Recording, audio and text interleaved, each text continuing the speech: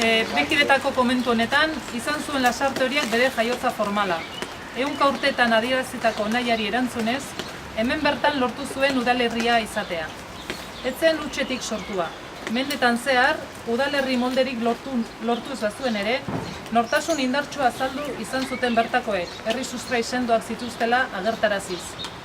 Hortxe iraganak orainari utzitako ikasgairik garrantzizkoena. Errotinkoak dituen gizatalde batek desafio gogorrenak ere garai ditzakela. Egungo bidegurutze kritikoan, arazo etxigarrien aurrean garela badirudi ere, Lasarte Orietarron arima ekintzaile horri eutsi behar gatzaizkiola aldarrikatu nahi dugu. Bertaratuok, azken 34 urtetan gure herriaren izenean zinegotzi bezala jardun duenetako batzuk besterik ez gara. Atzo eta gaurko zinegotzi nazionalistak. Noizbait Lasarte Oriako herriari egindako zinak berak ekarri gaitu berriro naino. Behin hartutako konpromisoak, irmoa izan ezkero, iraun egiten duenaren froga bizia gara. Orain ere, lehen bezala, gure herria hartzen dugu abiaburu, bide eta helmuga. Ara hemen esandako arazoen aurreko gure ikuspegi zehatza. Alde batetik, terrorismoak gordinki jipoitu duen herria izanik, etxeko biktimak oroitzea eta bakea egitea legoki guke indarkeriek ekarri duten menpekotasun garratz horretatik askatzeko.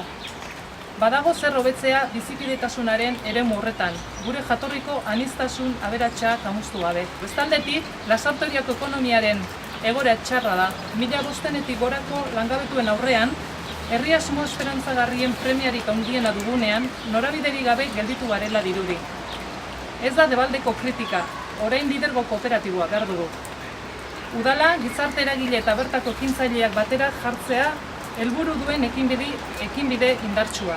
Lasarte Orietarrok iraganean, bitarteko gutxiagorekin azaldu duten joera baikor eta eraikitzailea adierazteko unea dela deritzogu. Gure prest gaude egiteko hietan gure hondarralea jartzeko.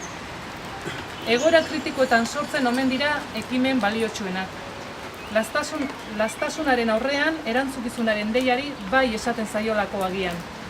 Lizarde olerkariaren hitzok ondo egokitzen dira gure ekimenaren funtsa azaltzeko.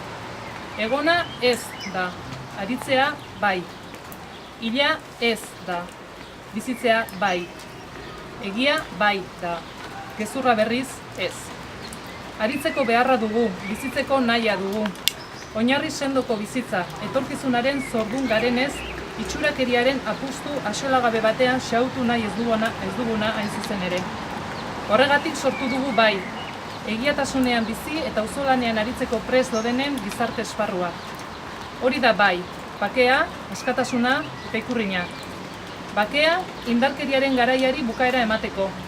Askatasuna, gure arazoak gure eskutik konpontzeko beharrezkoa dugulako. Bakea eta askatasuna, gizartearen elkarpen sanoagoa zimendatzeko. Ikurra, elkarpenaren erakusle simbolikoa delako.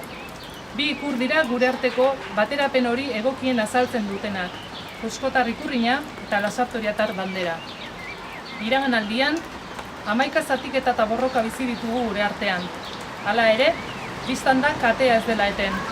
Lasarte Orietarren beharrei erantzuteko borondateak bildu gaitu berriz ere. Datozen garai berriak elkarrekin landu nahi ditugu. Arazo zarrak atondu gabe segi ez daitezen garai berrietan. Gure agerraldi eta idazki honekin, etorkizunari bai esatean nahi genuen, apaltasunez, baina ardura guztiarekin.